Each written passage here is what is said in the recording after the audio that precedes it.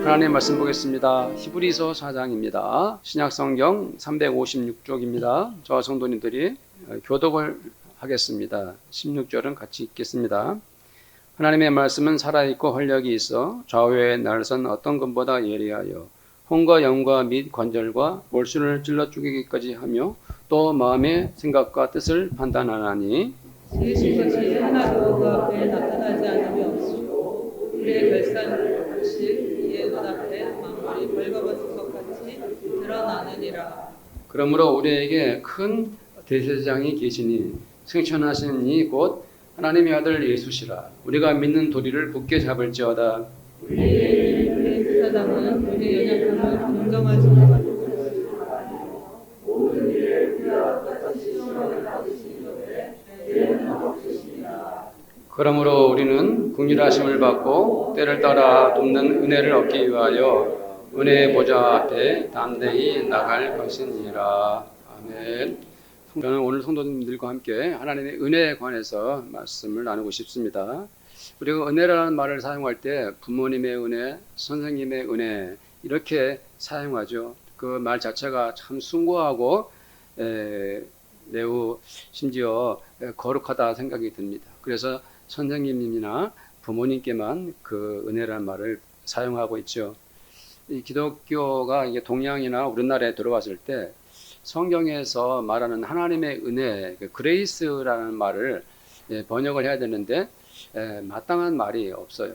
그 영어에는 하나님께 그레이스란 말을 사용하거든요. 사람에게는 그걸 사용하지 않는데 그래서 달리 방법이 없어서 은혜라고 이렇게 표현을 했습니다. 며칠 전에 또 다시 한 편의점에서 한 30대 여인이 계산대 앞에서 픽 쓰러지는 사건이 있었는데 그것을 편의점 주인이 순식간에 쓰러졌는데 심폐소생술을 해서 그녀를 살려냈습니다.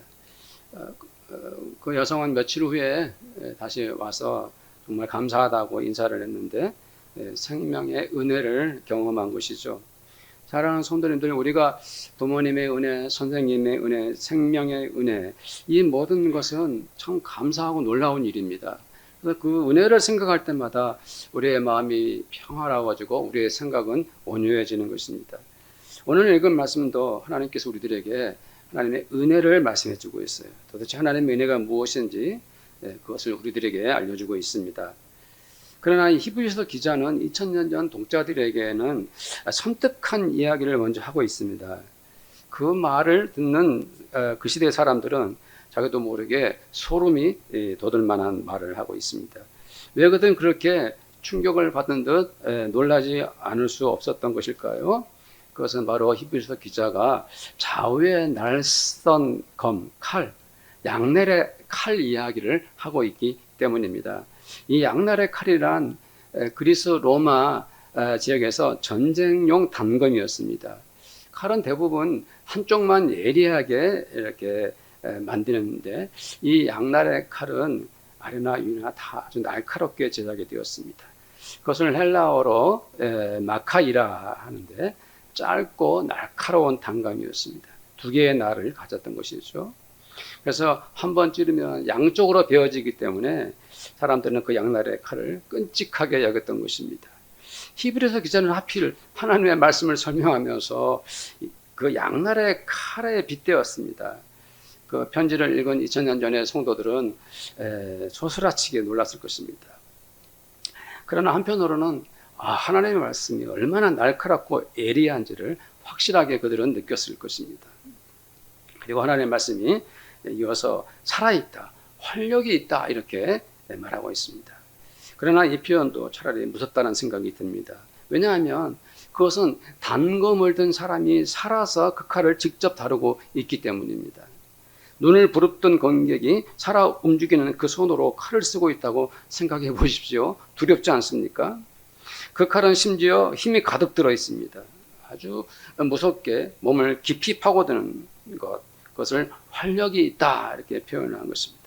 만일 그 날카로운 양날의 칼을 맞는 사람은 순식간에 그 몸이 피로 물들고 말 것입니다. 무섭지 않습니까? 히브리서 기자는 더욱 노골적으로 글을 써내려갑니다. 그 칼은 사람의 몸을 찌른다. 심지어 그것을 쪼개기까지 한다. 이것은 너무나 끔찍합니다. 13절에서 마침내 히브리서 기자는 그 칼을 찌르고 잘라내는 것을 다 이제 칼로 찌르고 드러내는 것을 다 드러냈다. 찌른 것을 다 드러냈다. 이렇게 표현합니다. 그것은 나타나지 않는 것이 없다 하고 이중적 부정법을 써가지고 하나도 숨길 수 없이 다 나타나고야 만다고 이렇게 말하고 있습니다. 왜 히브리서 기자는 이렇게 섬뜩한 표현을 썼던 걸까요? 사실 왜 이렇게 말했는지 그의 의도가 있는 것입니다. 성도들, 2000년 전 그 1세기 그리스 로마 시대에는 이미 개복 수술이 가능하였습니다. 의학적으로. 심지어 기원전 3세기 예수님 오시기 300년 전 그 정도서부터 의학적으로 사람의 몸을 열어 수술을 했던 것이죠. 히브리서 기자는 오늘 말씀에서 의사가 사람의 몸을 수술하기 위해 개복하는 내장을 꺼내놓는 것 같은 표현을 하고 있는 것입니다. 그러나 생각해 보십시오. 사람의 몸이 병이 들어 수술을 한다는 것은 무엇을 뜻합니까? 네, 병들거나 오염된 부위를 잘라내어서 건강을 회복시키기 위한 것이 아닙니까? 하나님은 예수님께 날카롭고 예리한 칼을 맡기시고 그 말씀의 칼로 우리의 몸과 심지어 골수까지 또 우리의 마음과 인격에 병든 것까지 수술을 하신다. 이렇게 말씀하고 있는 것입니다. 그렇다면 오늘 말씀의 주제가 하나님의 은혜인데 도대체 이 말씀이 하나님의 은혜와 어떤 관련이 있을까요? 사랑하는 성도들, 우리가 왜 부모님의 사랑을 은혜라고 말할까요? 혹은 왜 우리는 선생님이 주신 그 가르침을 은혜라고 생각을 할까요? 그 이유는 분명합니다. 부모와 선생님에게는 공통점이 있기 때문입니다. 첫째는 사랑하는 것이 같습니다. 두 번째는 무엇이 또 동일합니까? 꾸짖는 것이 동일하죠.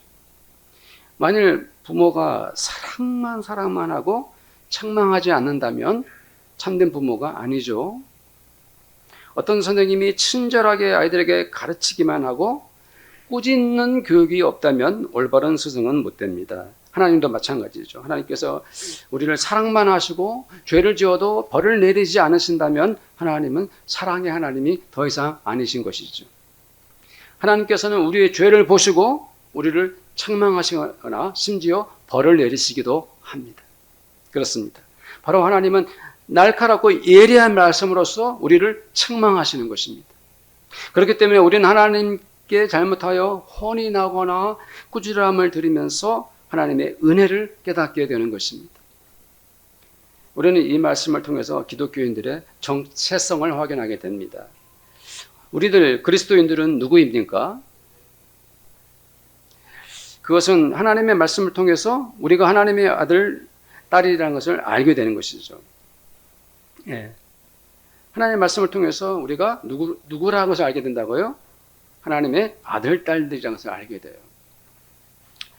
우리는 내가 죄를 짓느냐, 죄를 짓지 않느냐 하는 그 갈등의 국면에 서게 되고 우리는 선택을 해야 됩니다. 바로 그 순간에 우리는 하나님의 말씀에 따라 결정을 해야 됩니다.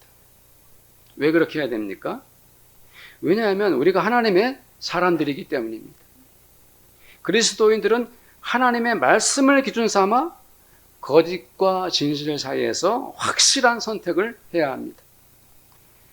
하나님의 말씀을 날카롭고 예리하여서 무엇이 죄인지 어떤 것이 하나님의 뜻인지 숨김없이 다 밝히 드러내기 때문에 우리는 마땅히 복음을 따라 행동하고 또 살아야 하는 것입니다.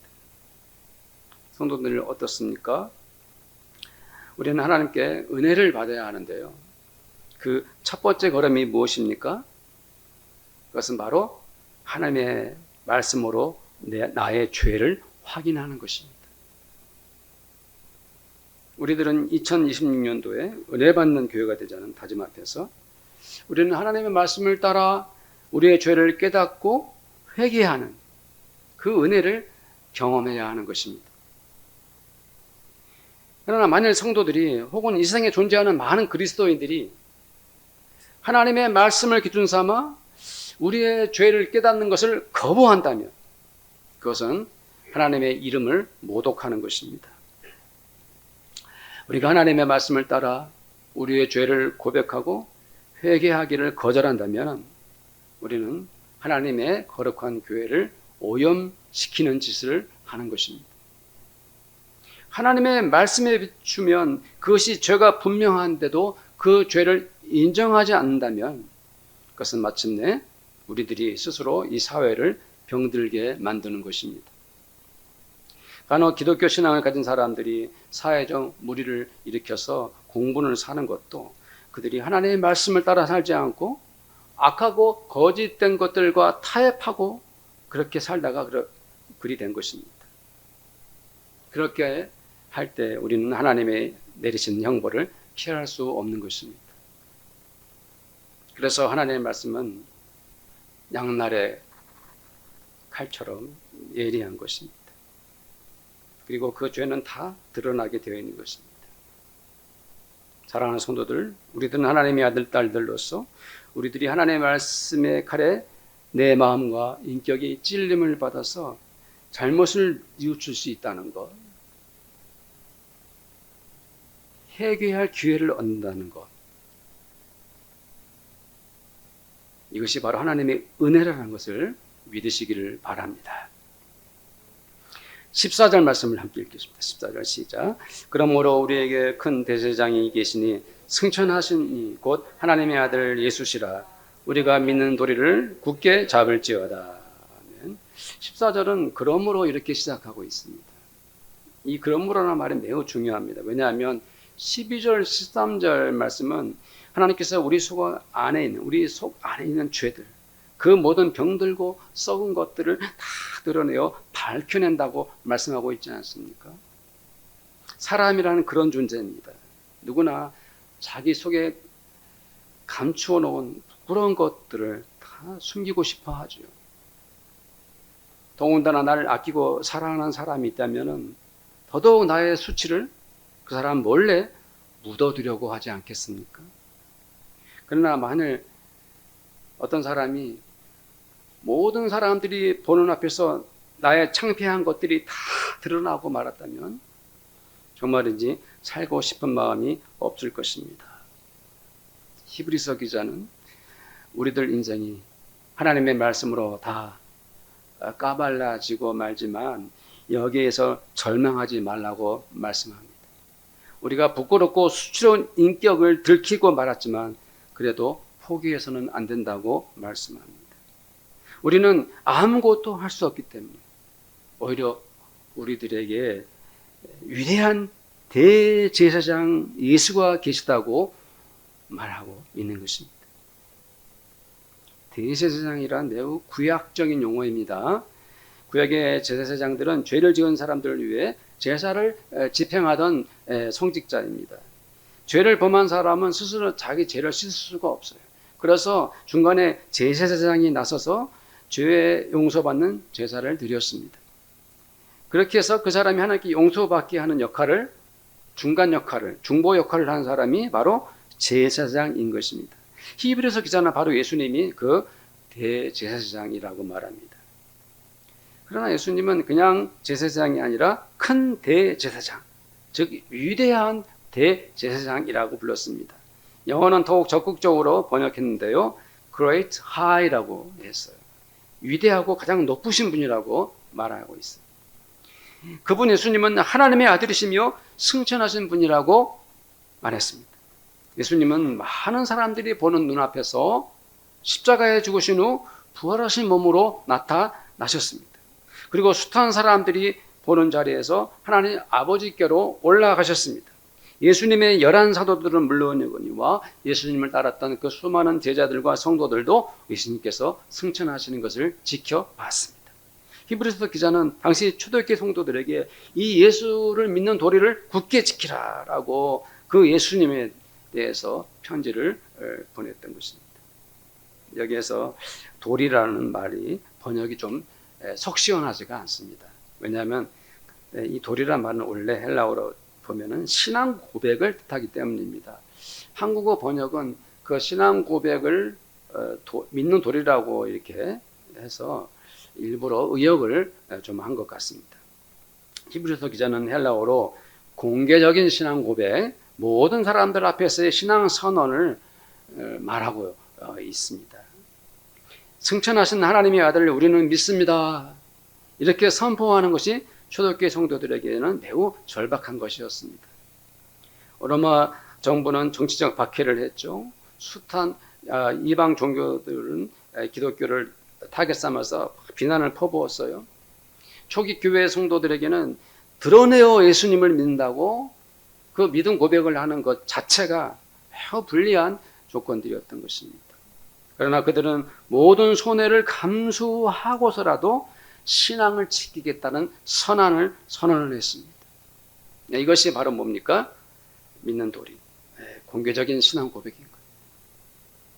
15절 말씀을 또 함께 읽겠습니다. 15절 시작. 우리에게 있는 대제사장은 우리의 연약함을 동정하지 못하실 리가 아니요 모든 일에 우리와 똑같이 시험을 받으신 이로되 죄는 없으시니라. 아멘. 이 말씀에서 중요한 말은 동정입니다. 우리가 동정이라는 말을 사전적으로 제가 찾아봤더니 남의 어려운 일을 딱하고 가볍게 여기는 것. 좀 더 적극적인 또한 풀이는 뭐냐면 남의 어려운 사정을 이해하고 정신적으로나 물질적으로 도움을 베푸는 것이 동정이라고 우리 국어사전에 나와 있어요. 그러나 헬라어 원어에는 동정보다 더 의미가 깊어지는 것을 알 수 있어요. 이 헬라어 원어에는 심파테사이라고 되어 있어요. 이 말은 순 함께라는 말과 파스코 함께 겪다, 고통받다가 이게 함께와 고통받다, 겪다가 결합된 말이에요. 그렇기 때문에 헬라어 원뜻은 함께 고통을 겪는 거예요. 그 사람의 아픔 속으로 들어가는 거예요. 이런 의미가 동정이라는 의미예요. 과거 한글 개역 성경에는 이것을 체휼이라고 했죠. 그렇죠? 네. 그것이 헬라어 원문에는 더욱더 가깝고 정확한 번역인데 새 번역에는 우리가 이렇게 동정이라고 바뀌어서 좀 아쉬워요.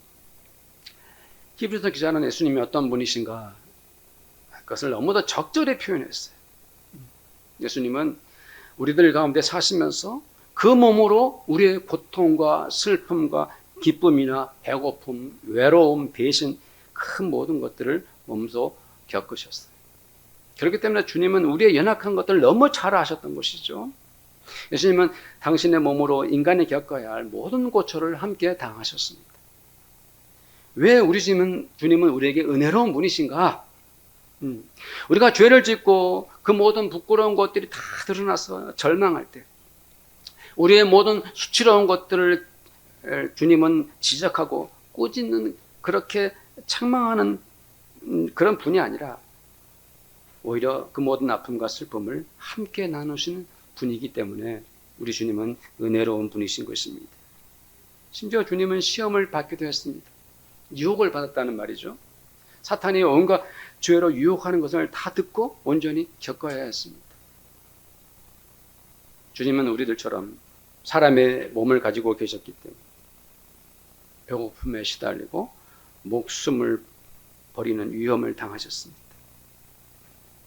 그리고 주님은 우리들이 이 세상에 살면서 겪는 이 모든 고통을 다 이해하시고 또 그 이해 차원을 넘어서 우리들과 함께 슬퍼하고 우리들 속으로 오셔서 아파하시고 우리와 더불어 고난을 몸소 겪으신 분이십니다. 그 말씀을 하고 있는 거예요. 자, 우리 16절 말씀도 읽도록 하겠습니다. 시작. 그러므로 우리는 긍휼하심을 받고 때를 따라 돕는 은혜를 얻기 위하여 은혜의 보좌 앞에 담대히 나아갈 것이니라. 아멘. 초등학교 아이가 교통사고로 죽자 그 아이의 엄마는 아이가 너무 그리웠습니다.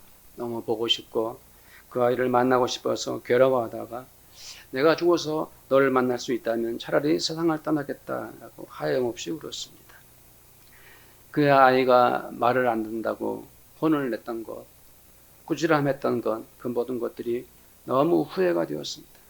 차라리 한없이 사랑만 해줄 것을 그렇게 또 울 수밖에 없었습니다. 그것이 엄마의 마음이죠. 단지 아빠나 엄마만 경험할 수 있는 자식을 향한 서러움입니다.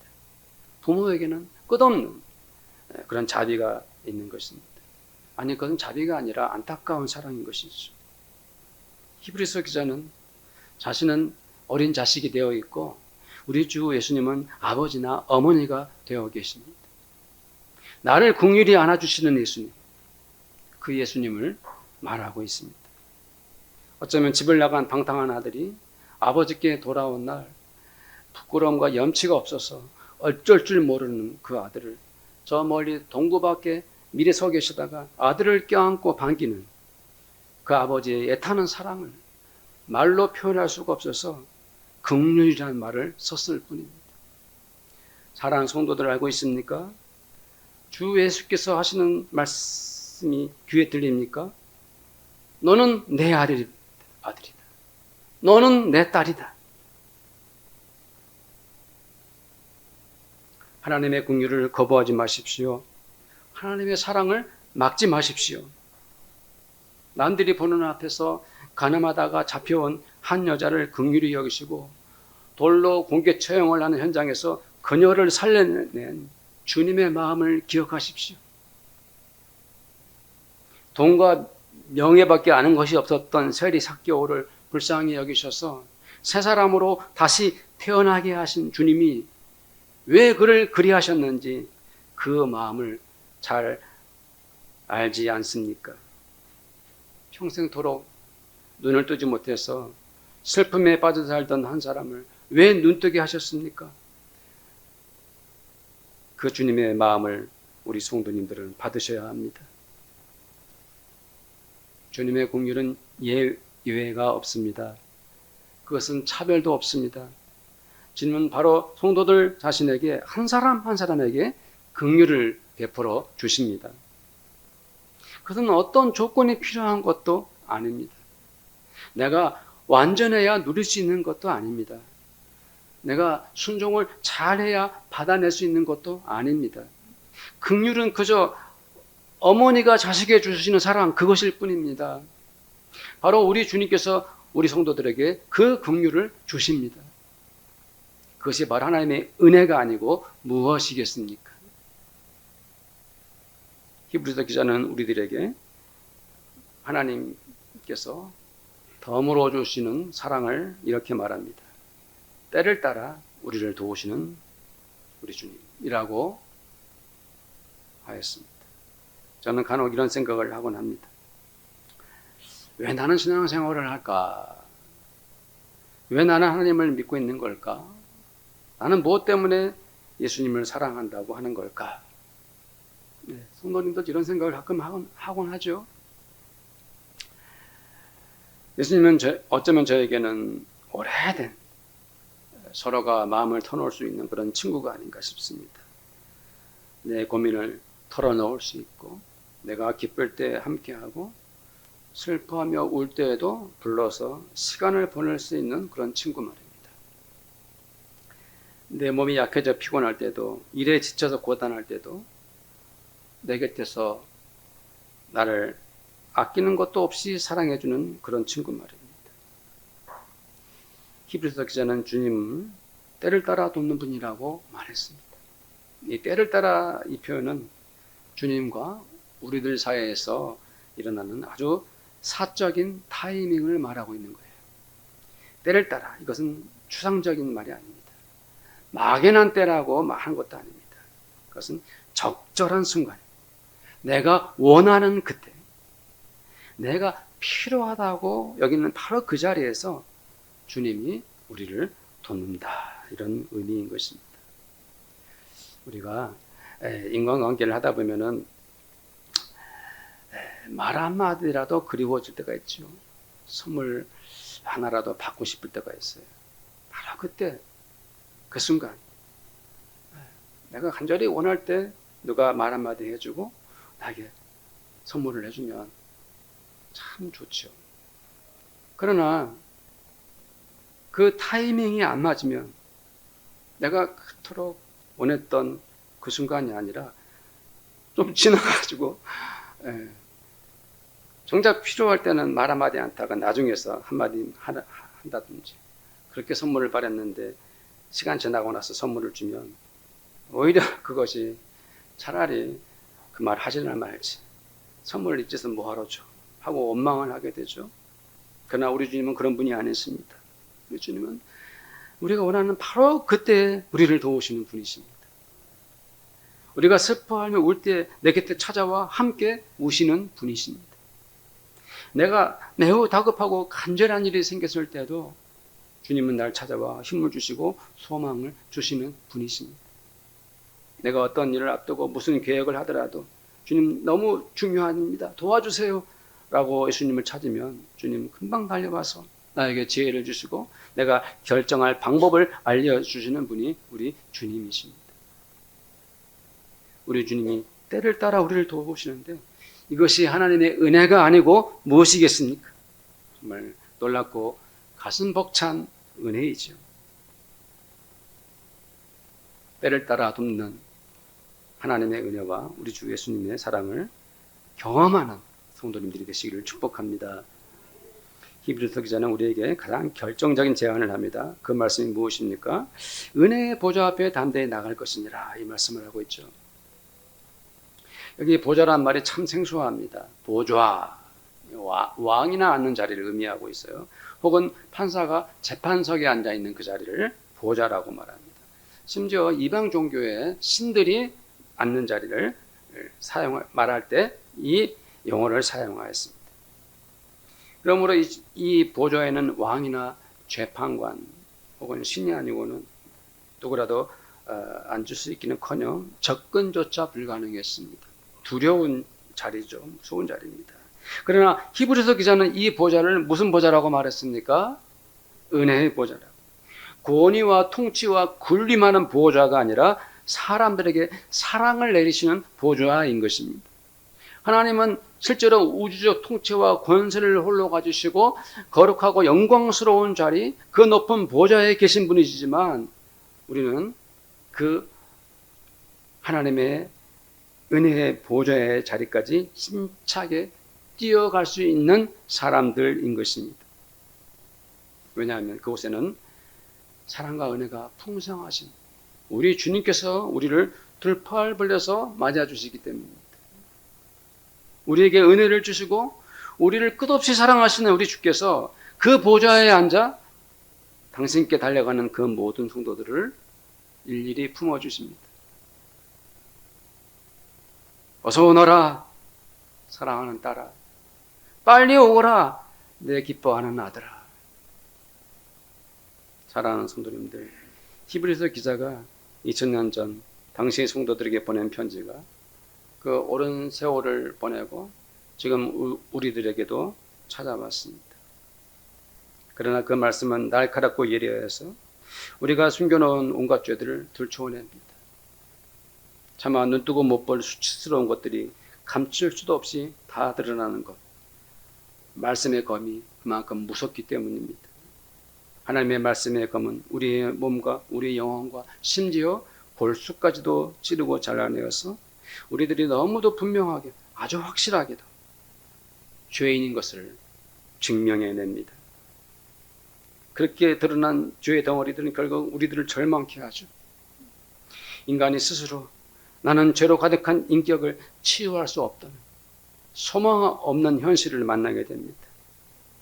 그러나 우리들에게는 하나님의 아들 예수 그리스도가 계십니다. 하나님의 독생자이신 사람의 몸으로 이 세상에 오셔서 우리를 위해서 십자가에 죽으시고 부활하신 우리 주 예수 그리스도가 우리의 위대한 대제사장이십니다. 하늘에 오르시어 하나님의 거룩한 보좌에 계신 우리 주님은 우리를 영원히 구원하시는 큰 대제사장이십니다. 우리는 주 예수님을 믿는 신앙 고백을 합니다. 나는 하나님을 믿습니다 하고 모든 사람 앞에서 온전한 믿음을 선언합니다. 내가 하나님의 아들이라고, 내가 하나님의 딸이라고 공개적으로 선포할 때 우리는 하나님의 자녀인 것이 너무 자랑스럽고 우리의 신앙 고백은 숭고하고 거룩한 것이 되는 것입니다. 주님은 처음부터 우리들과 생사고락을 함께 하셨습니다. 예수님이 이 땅에 오셔서 그 많은 사람들 속에서 희로애락을 그들과 더불어 겪으셨습니다. 그렇게 주님은 우리 성도들이 그 모든 슬픔과 기쁨을 하루하루 살아간 그 현장을 모르실 리가 없습니다. 사랑하는 성도들, 주님께 위로를 받으십시오. 우리 주님께 마음과 긍휼의 은혜를 누리십시오. 때를 따라 도우시는 주님의 사랑을 온전히 내 것으로 경험하십시오. 온 우주를 통치하시는 저 보좌에 계신 그곳은 우리 주님의 은혜가 넘치는 곳입니다. 조금도 망설이지 마십시오. 은혜의 보좌 앞에 힘차게 달려가는 성도님들이 되십시오. 우리 교회가 하나님의 은혜가 충만한 그런 교회가 되기를 바랍니다. 우리 교회 성도님들의 가정들이 하나님의 은혜가 차고 넘치는 그러한 가정들이 다 되기를 바랍니다. 성도님들이 일하는 직장과 일터에도 하나님의 은혜가 열매 맺기를 바랍니다. 성도들이 만나는 모든 사람들에게도 하나님께서 주시는 넘치는 은혜가 있기를 바라겠습니다. 우리 모두 합심해서 한번 간절히 기도하기를 원합니다. 오늘 히브리서 4장 말씀을 붙들고 우리는 기도해야 됩니다. 그래서 하나님께 은혜 받고 은혜의 보좌 앞에 나가기를 원합니다. 우리를 긍휼히 여기시고 우리를 사랑하시는 주님께 나가기를 원합니다. 오늘 말씀을 생각한 우리 합심해서 한번 기도하겠습니다. 하나님 아버지 감사합니다. 하나님의 말씀은 우리의 모든 전 인격을 말씀으로 아버지 하나님은 다 아버지 밝혀냈습니다. 아버지 죄의 아버지 하나님의 치명적이고 악하고 더러운 것들을 주님께서 다 드러냈습니다. 우리들은 그러나 우리에게 큰 대장 되시고 우리를 위해서 중보하시고 우리를 기도하고 우리를 사랑하시는 주님 앞에 나아갈 수가 있습니다. 주님 참으로 고백합니다. 아버님 선언합니다. 선포합니다. 주님이 나의 구세주이고 나의 주님인 것을 아버지 하나님 선언합니다. 주님, 우리 주님은 우리의 연약함을 아버지 긍휼히 여기시고 불쌍히 여기시고 우리와 같이 마음 아파하시고 우리와 함께 슬퍼하시고 우리와 함께 고통을 짊어지십니다. 주님 그분은 우리에게 긍휼을 베풀어 주십니다. 우리에게 긍휼을 베풀어 주십니다. 주님 앞에 나가는 저희들 되기를 원합니다. 때를 따라 우리에게 돕는 은혜를 주시는 분이십니다. 은혜의 보좌 앞에 나가기를 원합니다. 은혜 받는 성도들이 되기를 원합니다. 은혜를 베풀으신 주님의 보좌 앞에 나가기를 원합니다. 우리를 긍휼히 여기시는 주님 앞에 나가기는 저희들 되기를 원합니다. 그리 우리를 긍휼히 여기시고 불쌍히 여기시는 주님의 사랑을 우리가 풍성하고 넉넉히 마음껏 누리기를 원합니다. 은혜 받는 성도들 되게 하소서. 풍성한 은혜를 누리는 성도들이 되게 하여 주옵소서. 주님, 우리 성도들에게 은혜와 기쁨과 아버지 사랑을 마음껏 더해 주옵소서. 감사하며 예수님의 이름으로 기도드립니다. 아멘.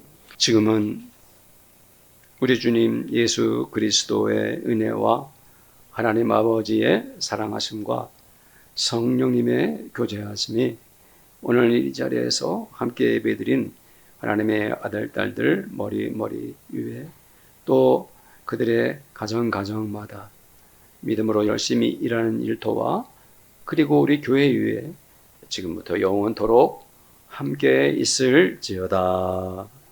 아멘.